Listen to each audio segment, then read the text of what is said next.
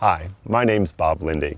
I'm an herbalist and an herb grower. Today I'm going to talk to you about potting soil herb recipes.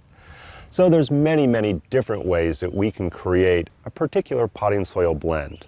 But ultimately we want to make sure that we have a couple of key components. One is the ability to maintain moisture. We want to have some nutrients in the soil. And what's most important, in particular with herbs, is make sure that it's well drained. So some of the common ingredients that we'll combine is actually some good composted manure or composted leaves. We want to use some peat moss and some sort of form of drainage, and that can be anything from broken up clay pots to perlite to a variety of other different products.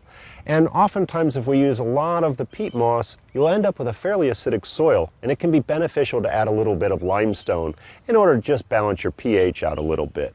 But what you're going to put together is going to be based on your own experience and maybe just your growing conditions and the particular herb you want to grow.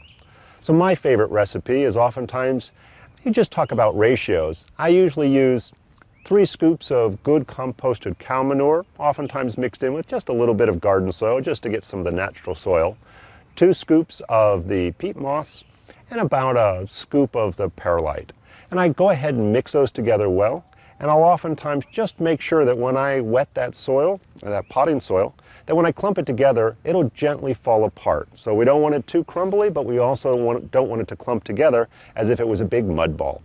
So that'll ensure that we're getting that good drainage that we want. We can go ahead and mix that up ahead of time, or we can just go ahead and mix it the day we're ready to go ahead and pot up all of our great new herbs that we picked up.